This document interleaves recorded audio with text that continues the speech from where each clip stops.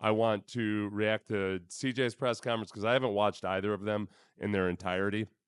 So we'll see if we can hear the questions or not. I know the first one from the transcripts, because I think they jump right in, is on the lack of points off of Packers turnovers. Remember, they were +3 in the turnover margin. You've got a 6% chance of losing a game in which you're +3 in the turnover margin. Just to for how it felt, yeah, that's it's hard to lose a game when you're +3 in the turnover margin. Yeah, our keys to victory this week was executing and finish. Like we didn't execute well enough. All the way across the board, we didn't execute well enough, and we didn't finish the game. Credit to the Packers, they finished it the right way, made the plays when they needed to make it, and they finished the game the right way. But uh, for us to play how we play, offensively is just not good enough for us. We have to play better. Guys have to execute better. Have to step up. So yeah, as far as I guess finishing or executing, the second half has just been ridiculous. Some of these, and just in the last several games, you've got all these instances of punt, punt, punt, punt, field goal, punt, punt, penalty, penalty, penalty, punt, field goal, and just more of the same. He was asked that question about the offense, and I think he gets a game management question here at some point. I would say defensively, yesterday after the game, a lot of people were saying, why was the defense so conservative on that final drive?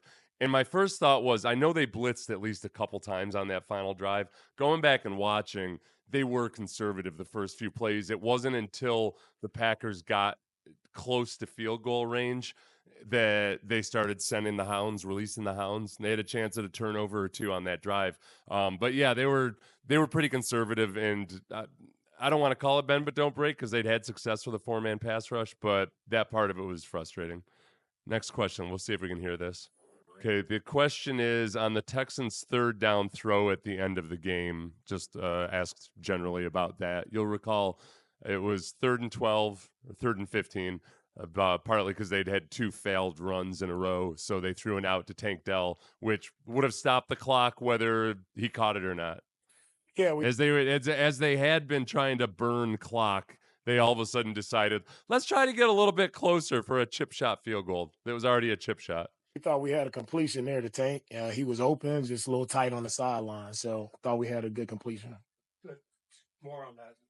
I guess the only other question would be, all right, could they have been throwing that with the thought that they'd go for it on 4th down? But that would be asinine at that point to go for it on 4th down. So again, he was asked about what was the mindset there at the end. Yeah, our goal is always to go score. That's our goal. Like they did a good job of stopping us, didn't get in. So, obviously we didn't pass the ball well all day, right? So it wasn't good all the way around. We ran the ball well. Thought Joe did a good job of running the ball.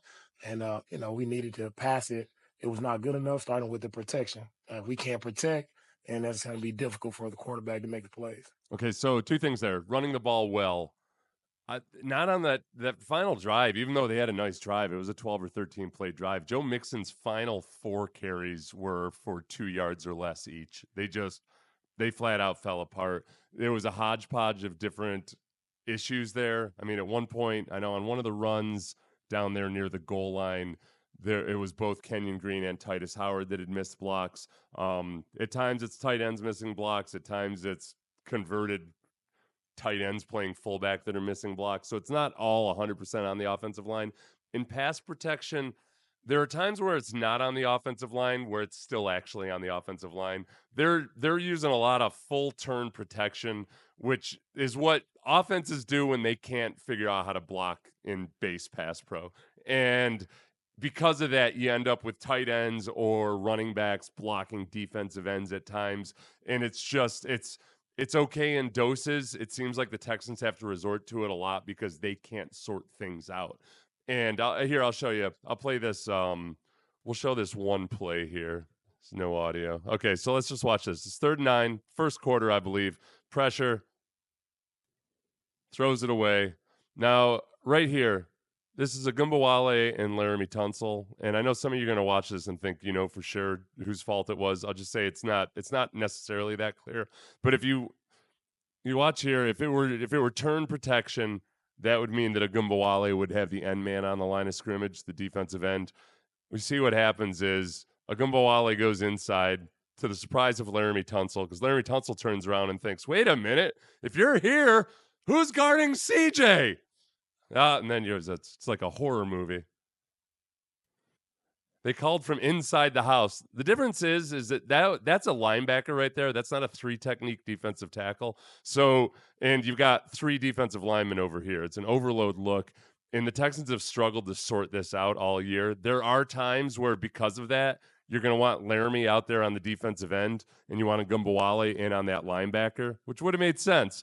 But one of those 2 guys is not on the same page as everybody else, and you end up getting really 2 free runners to the football because of a miscommunication.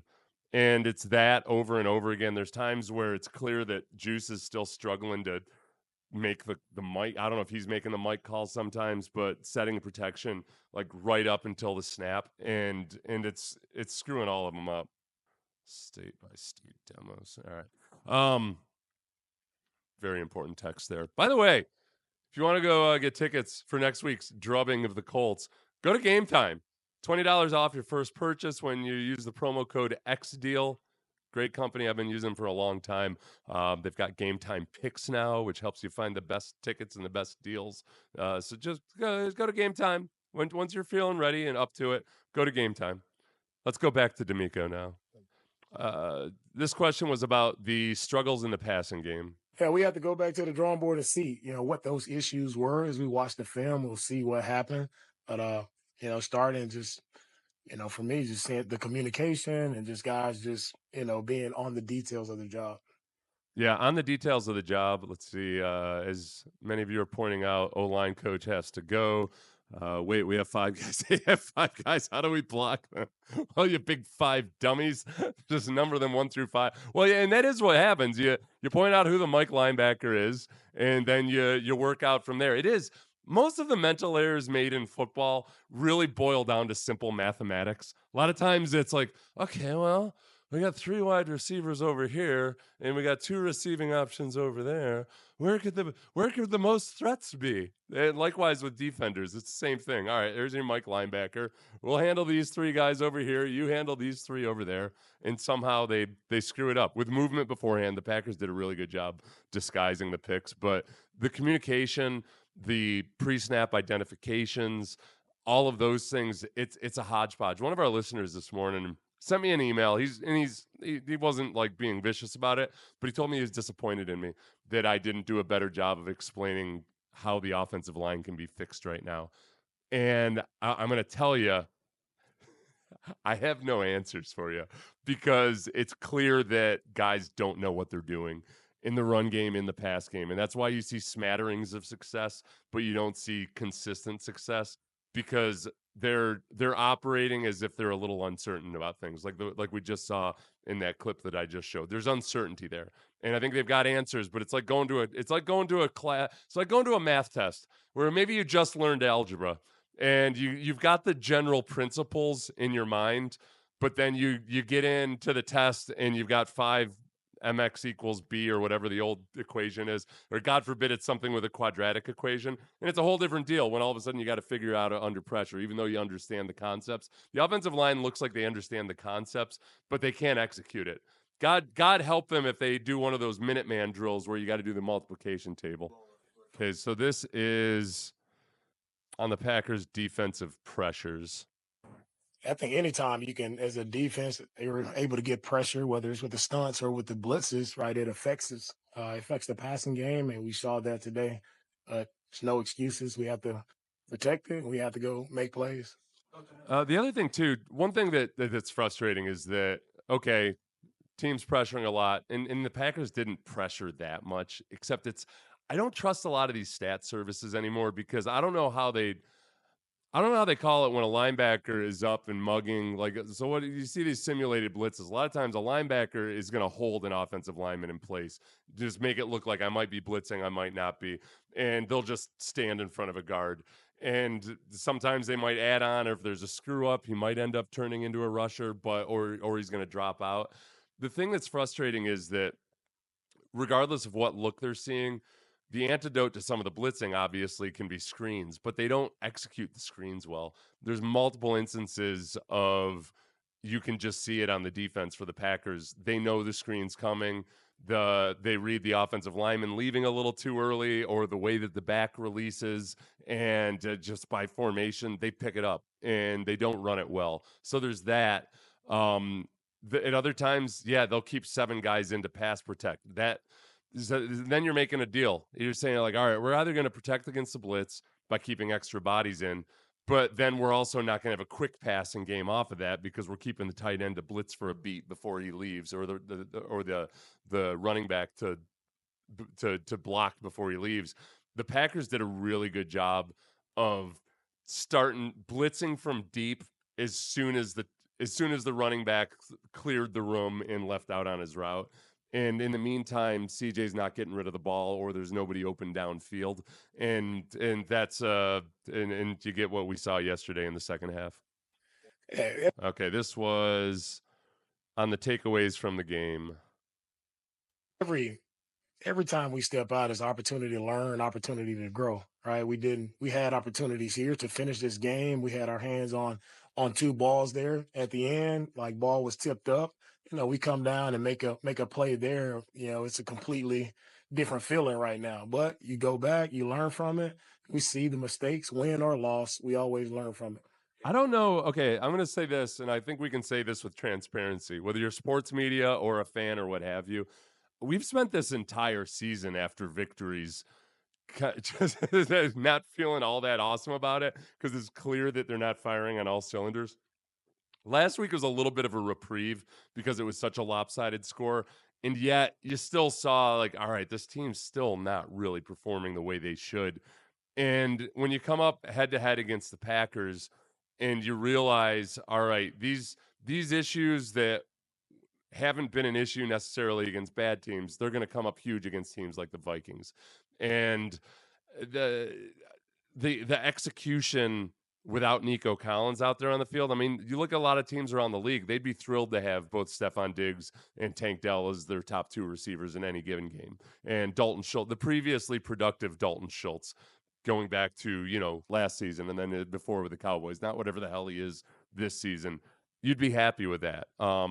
If the Texans had won this game, I think we'd be the same as we were after the first Colts game or any of the other one of those victories where you felt like, all right, they're leaving something on the table here. They just don't have it. So yeah, if you come up with one of those big plays, if you somehow by the skin of your teeth win that game yesterday, being +4 in the turnover margin, that almost feel worse. Like, well, we got bailed out by Jordan Love making weirdly bad decisions. I can't figure Jordan Love out. He does some really, really smart stuff and then some incredibly asinine stuff. It's judgment, not intelligence. It's always, look, you'll learn this, kids, in life as you go through life. There's a difference between intelligence and judgment. There's a lot of super smart people that have very, very poor judgment. And I think that Jordan Love might be one of those guys. He's got to get the bad judgment gene ironed out of him. So the question was, how did you feel like the backup defensive players played today? Our guys did a good job defensively, but at the end of the day, we didn't make enough plays to win the game. No matter who's out there, there's no excuses. We got to play our technique the right way and make plays when it's our time to make a play. I think that's probably the most frustrating thing is that the defense, they held the Packers to 24 points, which is the second lowest they've been held all year. They were held to less one other time, and they were held to 24 another time. So that's a good offense you're going against, and you managed to limit them to 24 points. If the Texans had managed their end of game, trying to thieve away timeouts, maybe they would have held them to 21 points. It's a big loss for those of us who predicted a final score of 22-21 as well. Now, I predicted it Packers over the Texans, but if it had ended up being 22-21, I'd be patting the hell out of myself on the back, even though if the Texans had won. I did expect it to be a low-scoring game, partly because of Jordan Love's propensity for turnovers, partly because I thought they were going to play more. I thought the Packers would be running the ball more than they did. They ran successfully, but they didn't run a boatload. And I thought the Texans and CJ Stroud would be really careful with the ball. He was. I wouldn't have expected Tank Dell to drop an easy touchdown pass. All right, this is going to be on the second half adjustments by the Packers. Yeah, It's a in the lot run of game, a words. couple times they out physical us in the run game. They were playing on our side of the line of scrimmage. They were attacking, knocking us back. We weren't knocking them back. So Yeah. we had to get it fixed.